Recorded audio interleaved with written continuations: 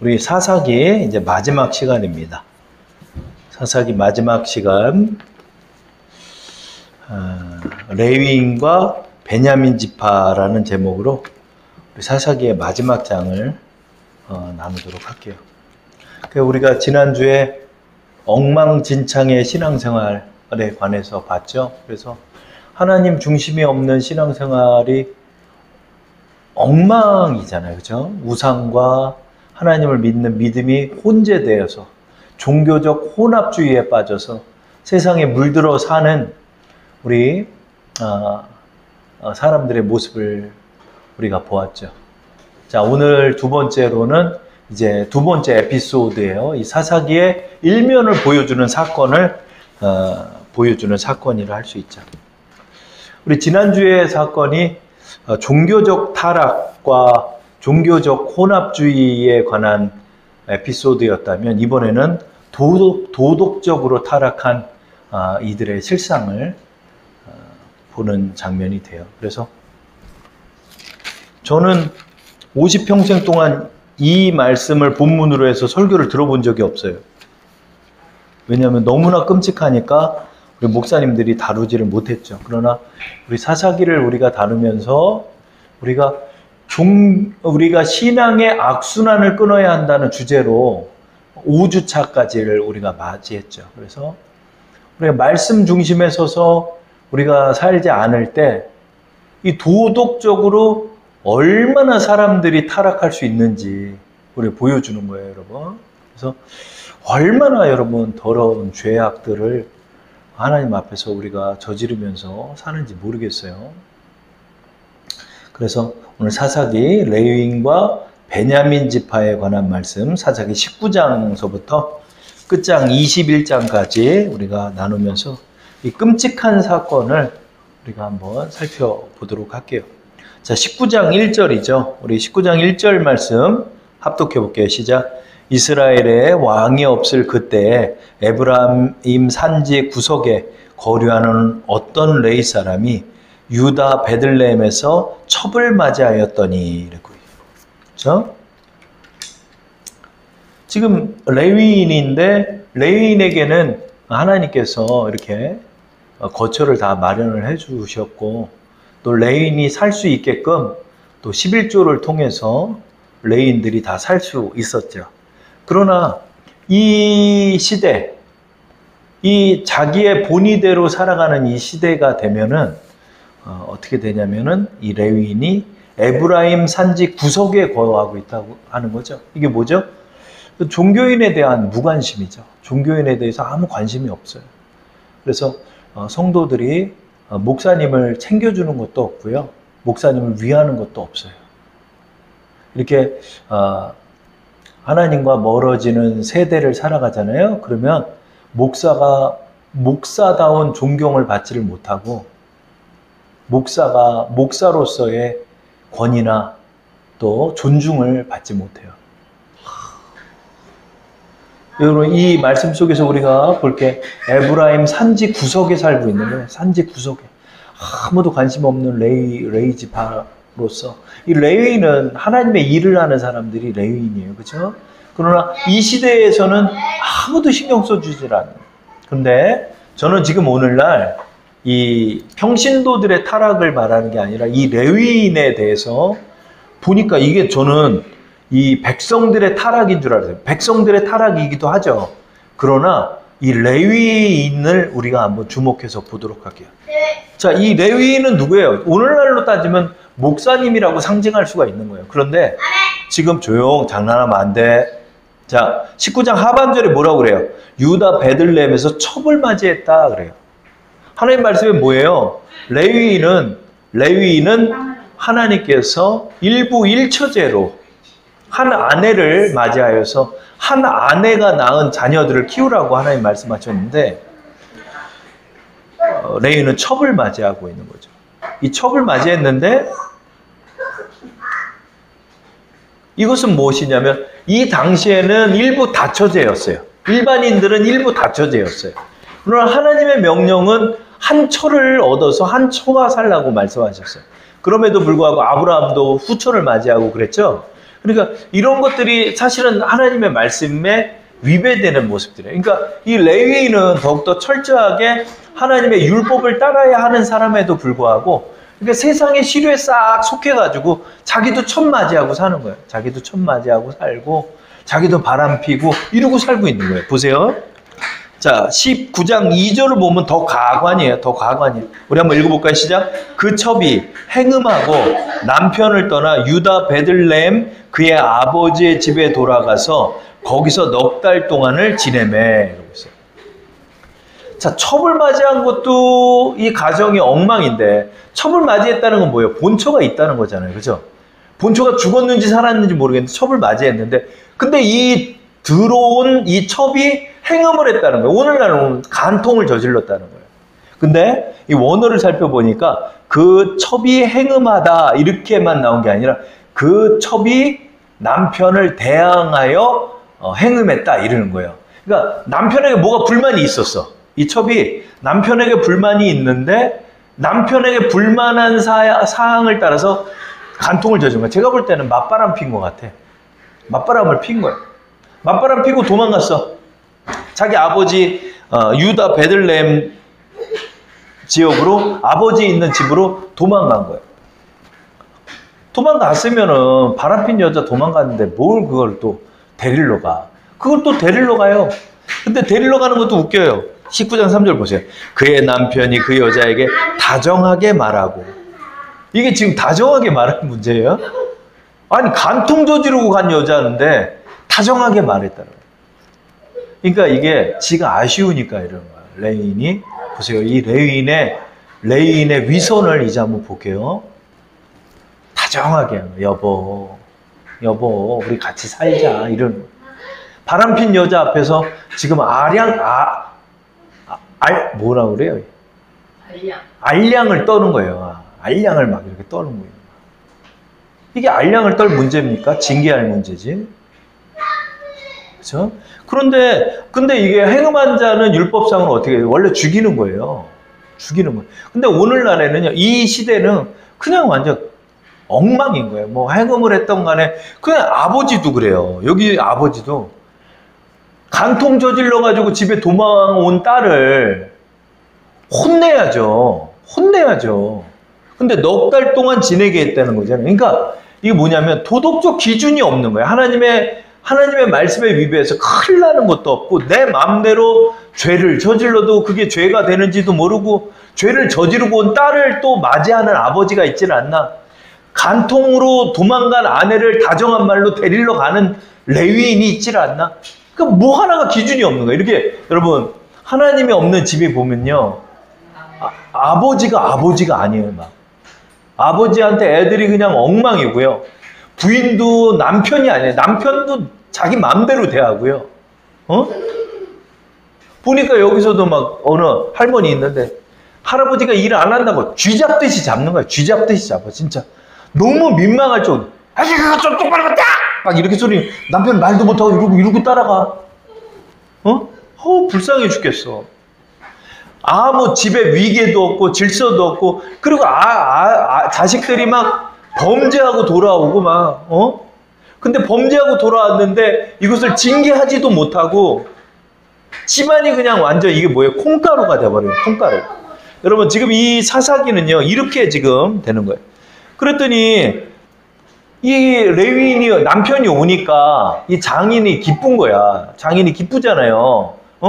혼내야 되는데 혼내는 것도 없고 남편이 그래도 데리러 오니까 아유 내 딸 다시 보내서 살 수 있겠다 싶으니까 여기서 이제 며칠 동안을 이렇게 이제 잔치를 벌여줘가지고 음식을 맛있게 이제 차려주고 그러는 거예요. 그러니까 이제 이 아내의 마음을 돋워줘가지고 이 첩을 데리고 이제 다시 에브라임 산지로 이제 가는데 이제 저녁에 가다 보니까 자꾸 장인이 붙잡고 그러니까 며칠을 한 4일 이상을 유숙하다 보니까 안 되겠다 싶어가지고 저녁에라도 출발을 해버린 거예요. 장난하지 말고 저녁에라도 이렇게 출발을 하는데 이제 어디 하루를 묵어야 되잖아요. 근데 거기를 딱 지나다가 여부스 족속 지역을 딱 지나는데 이 여부스 족속은 누구죠? 그 여호수아 때 몰래 들어와 가지고 죽지 않고 살아서 장작을 패고 물깃는 족속이잖아요. 그러니까 내 민족이 아니니까 여기서 유숙할 수는 없다 그래. 지나다 보니까 거기에 베냐민 지파의 지역이 있는 거예요. 그 지역이 뭐냐면 기브아라는 지역이 있어요. 그래서 기브아에서 이제 유숙하려고 이렇게 가다가 거기서 한 노인을 만나요. 그래서 그 노인이 다행히 맞아줘가지고 그 노인의 집에서 유숙하는 장면이 있습니다. 이 베냐민 지파의 지역에서 이제 하루를 묵는 거예요. 자, 19장 16절 말씀 읽어볼게요. 저녁 때 한 노인이 밭에서 일하다가 돌아오니 그 사람은 본래 에브라임 산지 사람으로서 기브아에 거류하는 자요. 그곳 사람들은 베냐민 자손이더라 그래요. 그러니까 이 할아버지가 하필 에브라임 산지 사람이라는 거야. 그러니까 이게 동양 사람 만난 거잖아요. 요 레인도 저 에브라임 산지 구석에 살던 사람이잖아요. 그러니까 얘기를 하다 보니까 에브라임 산지에 사냐고. 우리 집에서 묵으라고. 그래서 이 사람이 이제 환대를 해줘가지고 거기에 유숙을 하는데 이제 사건이 터지는 거예요. 그런데 19장 22절에 불량배들이 그 집에 몰려와가지고 그 집에서 몰려와가지고 어떻게 하냐? 레위인을 달라고 그런 거예요. 남자를 달라고 그래요. 자, 19장 22절 말씀 합독해보게. 시작. 그들이 마음을 즐겁게 할 때 그 성읍의 불량배들이 그 집을 에워싸고 문을 두들기며 집주인 노인에게 말하여 이르되 내 집에 들어온 사람을 끌어내라. 우리가 그와 관계하리라 하니. 그러면 여러분 여기서 이렇게 딱 보면 우리가 상식으로 이렇게 보면 어떻게 해요? 첩을 내놔라 그래야 될 거 아니야. 그죠? 레인하고 첩하고 하인하고 지금 가고 있는데 이 집에서 이 사람들이 죄를 저지르는데 저 첩 내놔라. 저 첩이 이쁘니까. 그렇게 아주 성폭행을 행하려고 하는 것도 악한 일인데 이 사람들이 지금 요구하는 사람은 누구냐면 레위인을 달라는 거예요. 남자를 달라는 거예요. 이게 동성연애자들이에요. 동성연애자들이 나와가지고 이 레위인을 달래는 거야. 레위인을. 그러니까 이 노인이 아니 내가 맞이한 나그네를 너희가 이렇게 능욕을 저지르고 하나님 앞에 큰 죄를 저지르면 되겠냐. 안 된다. 이렇게 이제 말리는 거예요.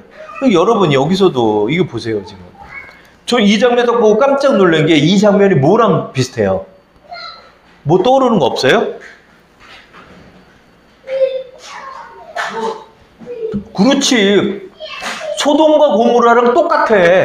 소돔과 고모라에 천사 2명이 가잖아요. 천사 2명이 가니까 그 천사가 미소년처럼 생겼어. 그러니까 남자들이 몰려와가지고 근데 그 소돔과 고모라에는 남녀노소가 왔대. 어린아이서부터 할아버지까지 와가지고 그 남자를 달라고 그래요.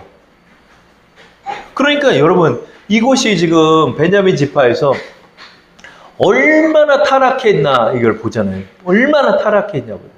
그건 이 불량배라는 표현들을 개역개정 성경 전에는 비류들이라고 표현해요. 비류들. 근데 여러분 이 비류들이라는 이 단어가 얼마나 무서운 단어인가 보세요. 이게 아느쇠라는 히브리어를 쓰는데 이게 에노시라는 단어예요. 이게 아담처럼 사람이란 뜻이에요. 원래는 사람. 아담도 여러분 사람이란 뜻이에요. 아담, 사람. 그런데 여기서 왜 아담이라고 단어를 쓰지 않고 에노시라는 단어를 썼을까요?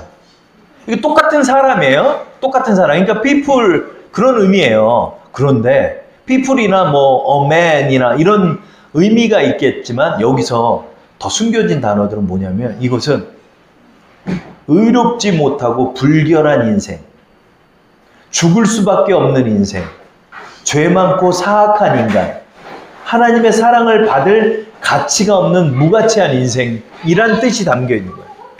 이런 사람들이 있어요, 여러분. 그냥 지옥을 향해 가는 사람들이 있는 거예요. 이런 사람들이 이렇게 나타나서 레인을 달라고 그러는 거예요. 그랬더니요, 이 레인이 어떻게 하는 줄 알아요? 나는 이게 오늘 보이더라고요. 레인이 첩을 억지로 끌어내다가요, 문 밖에다 그 불량배들에게 던져주는 장면을 보게 돼요.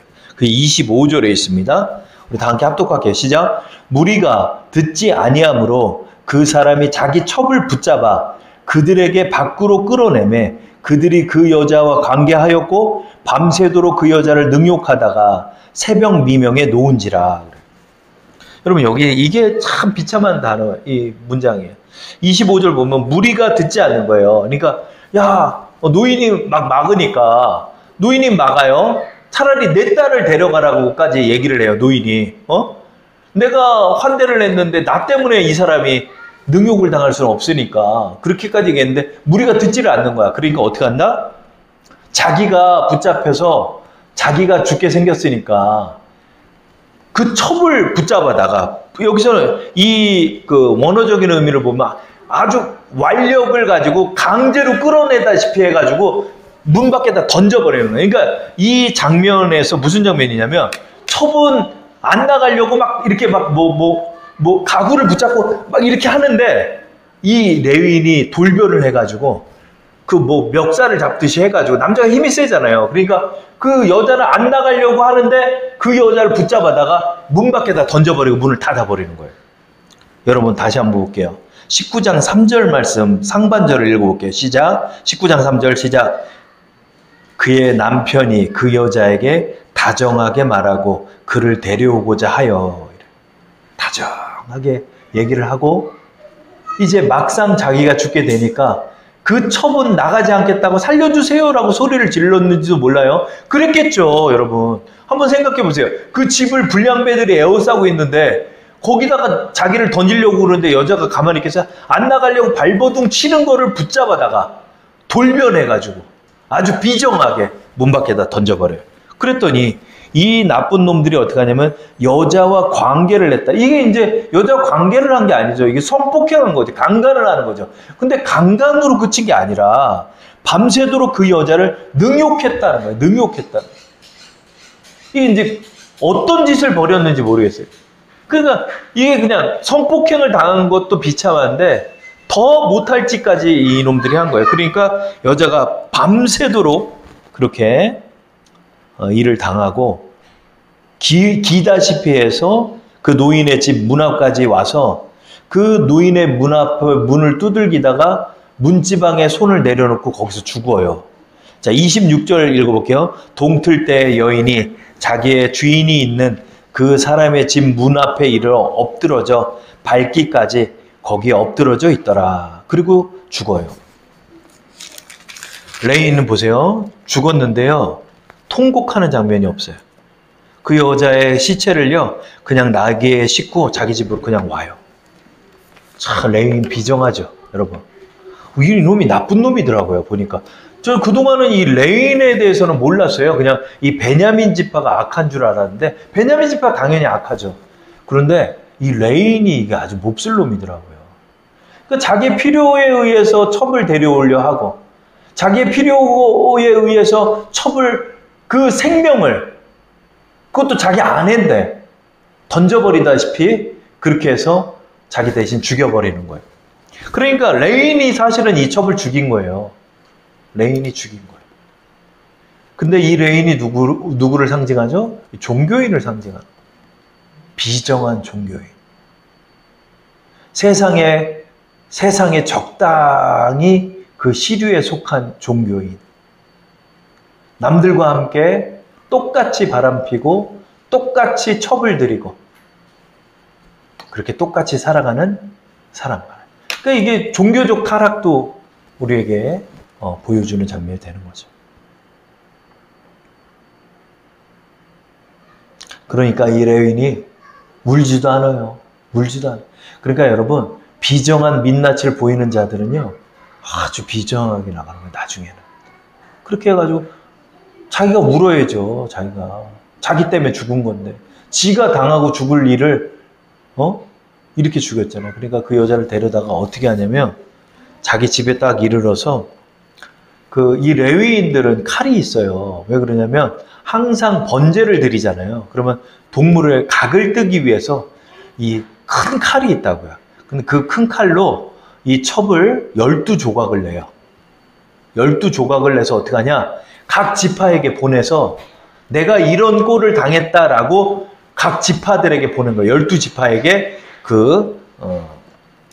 보내는 거예요. 29절에 있어요. 우리 읽어볼게요. 시작. 그 집에 이르러서는 칼을 가지고 자기 첩에 시체를 거두어 그 마디를 찍어 12덩이를 나누고 그것을 이스라엘 사방에 두루 보냈다. 이제 하인들을 시켜서 12사람을 토막을 내서 보내는, 이것도 말도 안 되는 짓인 거예요. 근데 이런 풍습이 좀 있었어요. 왜 그러냐면 나중에 사울왕이 블레셋과 전투를 하고 위기에 있을 때 소를 데려다가 소를 12조각을 내가지고 그 소의 사체를 12지파에게 보내서 지금 이렇게 위기인데 너희들 전쟁에 참여 안 하겠냐 하는 장면이 있대요. 근데 여러분, 사람을 12조각 내면 돼요? 사람을 12조각 내면 안 되잖아요. 근데 사람을 12조각을 낸 거예요. 이 레위인은요, 이게 율법도 지키는 거 아니에요. 이 레위인은 시체를 가까이 해서는 안 돼요, 원래는. 근데 그 시체를 훼손을 해? 이것도 다 말이 안 되는 거죠. 근데 레위인은 지금 뭐 하나님의 성경책도 없고 율법책도 없고 하나님도 없어, 이 사람은. 내가 볼 때. 그러니까 레위인의 이름도 나와 있지도 않아. 12조각을 냈더니 이스라엘이 그 시체를 막, 누구는 팔을 받고 누구는 허벅다리를 받고 누구는 얼굴을 받았을 거 아니에요. 얼마나 끔찍해요, 여러분. 그거를 택배 상자를 받고 나서 얼마나 놀랬겠어요. 이게 뭐야, 그래. 하인이 얘기하는 거예요. 이 여차에서 베냐민 지파의 이 불량배들이 이런 짓을 저질러서 레위인의 아내가 죽고 말았습니다. 그랬더니 총회를 열어요. 이거 큰일 난 문제다. 이런 천인공노할 죄를 저지른 이 베냐민 지파의 이 불량배들을 데려다가 이들을 심판해야 된다. 이걸 이제 불로 태워 죽이든가 돌로 쳐서 죽이든가 이렇게 하려고 이제 딱 총회를 열었는데 베냐민 지파에게 이제 통보를 해요. 그래가지고 그 불량배들 내놔라 그랬더니 이 불량배들이 베냐민 지파가 거부를 해. 싫어, 안 줘, 이러는 거예요. 안 줘? 그러면 전쟁이다. 이래서 이스라엘의 내전이 일어나요. 근데 이스라엘의 11지파죠. 그죠? 베냐민 지파 빼고 11지파가 총동원령을 내려요. 그랬더니 40만 명이 모여요. 그 장면이 20장 2절에 있어요. 다 함께 읽어볼게요. 시작. 온 백성의 어른, 곧 이스라엘의 모든 지파의 어른들은 하나님의 백성의 총회에 섰고 칼을 빼는 보명은 몇 명? 40만 명이었으며 40만 명이나 되는데 베냐민은 깡다구도 좋아? 불량배들 내놔서 죽여야 될 거 아니야. 근데 이게 고집을 꺾지를 않네? 그래 놓고는 이 40만 명하고 전쟁을 치르겠다고 모였는데 몇 명이 모여? 2만 6천 명 모여. 2만 6천 명. 베냐민 지파는. 자, 15절 말씀 읽어볼게요. 시작. 그때 그 성읍들로부터 나온 베냐민 자손의 수는 칼을 빼는 자가 모두 2만 6천 명이요. 그 외에 기부와 주민 중 택한 자가 700명인데 이래. 그러니까 전쟁에 나갈 사람들 뽑았더니 2만 6천 명이야. 그 중에서 물맷돌을 기가 막히게 던져. 다윗처럼 물맷돌을 던져가지고 뭐 정확하게 그냥 맞출 수 있는 그런 능력이 있는 사람이 있어요. 이 사람 700명 모았어. 그러니까 2만 6,700명 모아다가 40만 명하고 붙겠다고 하는 거예요. 근데 싸움을 해서 한 2번의 전투에 의해서 막 이겨요. 막 몇만 명을 죽여. 이 베냐민 지파가. 그랬더니 그제야 비로소 이스라엘 총회에서 하나님께 기도를 해요. 하나님 기도해서 하나님 도와달라고. 우리가 어떻게 할까요? 그제야 비로소 하나님의 도움을 구하니까 하나님이 너희 전쟁하지 말고 매복 작전을 펴라. 그래서 매복을 해서 전쟁을 치르다가 지는 척해서 도망가다가 양쪽에서 공격을 하고 빈 성읍에 들어가서 공격을 해라. 이렇게 하나님이 작전을 줘요. 그래서 그렇게 작전을 펼쳐가지고 베냐민 지파가 당연히 지죠. 하나님이 함께 하셨으니까. 그래서 2만 6천 명 정도가 그냥 다 죽어요. 그냥 2만 6천 명 다 죽여요. 다 죽여요. 그러고 나서 베냐민 지파가 몰살당해버려요. 근데 이스라엘 지파도 전쟁에 나온 2만 6,700명만 죽이면 되잖아요. 그죠? 2만 6,700명만 죽으면 되는데 성읍으로 들어가서 베냐민 지파를 완전 도륙을 내버려요. 그래서 아녀사서부터 애들까지 싹 다 죽여. 막. 그래 베냐민 지파가 아예 몰살을 당해버려요. 그러니까 이것도 그래. 이스라엘 총회에서 이 불량배들 때문에 이런 전쟁을 벌였으면 남자들만 죽이면 되잖아요. 남자들만 전쟁에 나간 사람들만 전쟁에서 이겨서 죽이면 되는데 성에 들어가서 싹 다 죽이는 거야. 그러니까 이 방법도 너무나 잔악하잖아요. 이 이스라엘 총회도 너무나 잔악한 방법으로 그렇게 그럼 막상 죽이고 보니까 총회에서 그러는 거야. 야, 우리 한 지파가 이제 멸족되게 생겼다. 남자들만 남았다. 그래서 도망갔어. 도망간 베냐민 지파 600명만 살고 싹 다 죽어. 베냐민 지파가. 자, 그게 어디 있나? 20장 46절, 48절 보세요. 다 함께 읽어볼게요. 20장 46절, 48절. 이날에 베냐민 사람으로서 칼을 빼는 자가 엎드러진 것이 모두 2만 5천 명이 다 용사였더라. 베냐민 사람 600명이 돌이켜 광야로 도망하여 림몬바위에 이르러 거기에 넉 달 동안 지냈더라. 이스라엘 사람이 베냐민 자손에게로 돌아와서 온 성읍과 가축과 만나는 자를 다 칼로 치고 닥치는 성읍은 모두 다 불살랐더라. 성읍에 들어가 다 죽여버린 거야. 그런데 600명이 거기 어디 산지에 몰래 숨어서 살았어. 근데 총회에서 회의를 해보니까 그런 거야. 야, 니네 다 죽이면 어떡하냐. 얘네 이제 자식들 낳고 그래. 애들서부터 닥치는 대로 다 죽이면 어떡해. 그러니까 여러분 이렇게 하나님이 없는 곳에 이게 지금 문제를 지금 징벌하기 위해서 간 거잖아요. 징벌하기 위해서 간 이 방법조차도 너무나 잔악무도해. 그냥 베냐민 지파 씨를 말려버린 거야. 그러니까 총회에서 그러는 거야. 야, 그래도 그렇지 어떻게 한 지파를 그냥 싹 다 멸족을 해버리냐. 그러지 말고 얘네들 결혼을 시켜야 될 거 아니냐. 아니 누가 우리 딸을 보내. 얘네 총회에서 결의를 한 거야. 베냐민 지파에는 절대로 우리 딸들을 보내지 않겠다고 맹세를 해버렸기 때문에 줄 수가 없는 거야. 근데 남자만 600명 살아남았으니 이거 어떻게 해요. 그쵸? 그렇다고 이방 민족하고 결혼하라고 할 수도 없고. 그러니까 총회를 딱 소집해서 총회에 모이지 않는 자들은 심판을 받게 된다라고 공문을 보냈는데 거기에 그 길르앗 주민들이 그 참여를 하지 않는 거예요. 그러니까 길르앗 그 마을에 가가지고 남자를 싹 다 죽이고 처녀 400명만 딱 살려놔요. 그 볼게요. 21장 11절 12절 다 함께 읽어볼게요. 시작. 너희가 행한 일은 모든 남자 및 남자와 잔 여자를 진멸하여 바칠 것이니라 하였더라. 그들이 야베스 길르앗 주민 중에서 젊은 처녀 400명을 얻었으니 이는 아직 남자와 동침한 일이 없어 남자를 알지 못하는 자라. 그들을 실로 진영으로 데려오니 이곳은 가나안 땅이더라. 그러니까 이렇게 해가지고 총회에 모이라고 그래놓고 안 모인 마을로 가서 거기 싹 다 죽이고 처녀 400명만 살려가지고 이 400명을 그 남겨진 그 베냐민 지파 그 총각들한테 보내요. 그래서 400명이 결혼을 해. 그럼 몇 명 남았어? 결혼 못한 남자 몇 명 남았어? 600명 도망갔다고 그랬잖아. 200명. 그러니까 또 총회가 모여요. 총회 모여서 야 200명 아직 장가 못 갔잖아. 얘네들도 장가 보내줘야지. 그랬더니 야 니네가 보낼래? 아니 나 안 보내. 나 안 보낸다고 그랬잖아요. 너 니네에서 200명 처녀 좀 보내. 아니 우리 지파에서 안 보내. 다 이러는 거야. 그러니까 어떻게 하냐면 다들 안 보낸다고 약속을 했기 때문에 또 방법을 쓰는데 이때 이제 좀 지나니까 이제 그 명절이 찾아온 거예요. 이스라엘의 뭐 유월절이나 뭐 장막절이나 이런 절기에 찾아오니까 그 이제 그 처녀들이 모여가지고 거기서 이제 그 명절 때 막 춤을 추고 막 그랬어요. 그러니까 그 이제 우리나라로 따지면은 뭐 정월 대보름이라든가 이런 명절에 사람들 모여서 막 강강수월래도 하고 막 여러 가지 하잖아요.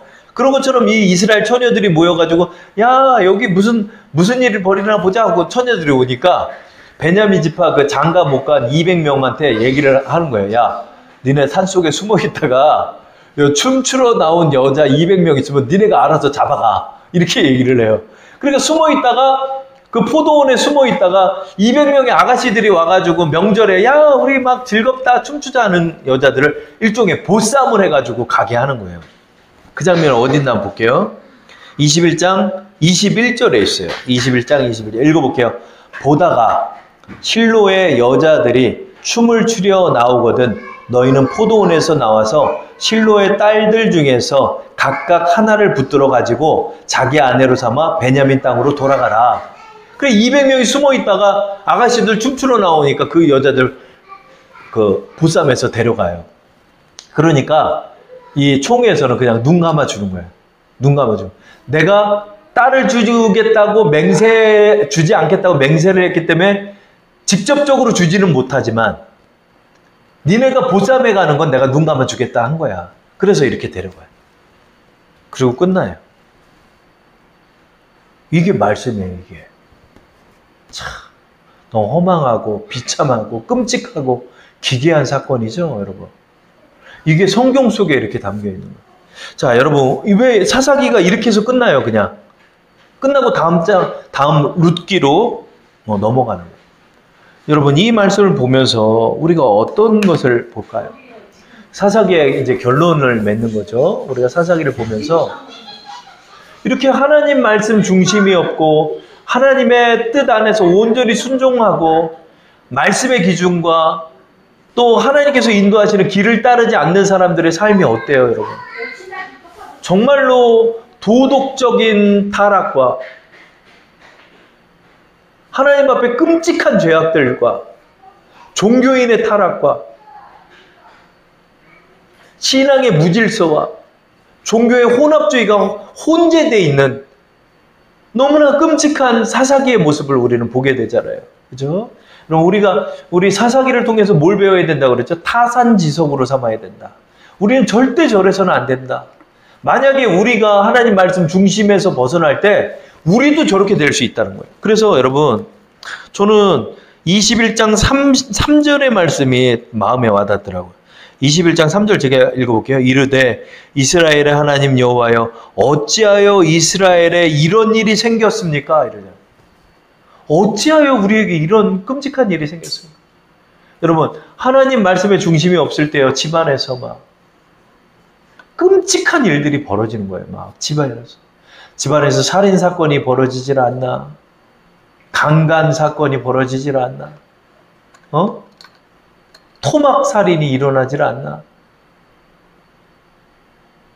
집단 폭행과 동성애와 입으로 감히 담을 수 없는 끔찍한 일들이 이렇게 일어나는 거예요.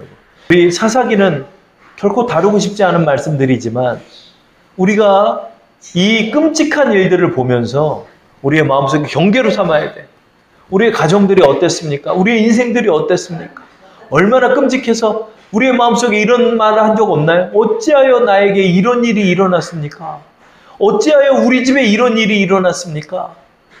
말씀의 중심에 서 있지 않고 하나님의 뜻을 순종하지 않고 하나님 중심의 삶을 살지 않을 때 우리도 이렇게 될 수 있다는 거, 이것을 우리가 기억하면서 우리의 마음의 경계로 삼는 사사기의 마지막 말씀이 되기를 바랍니다.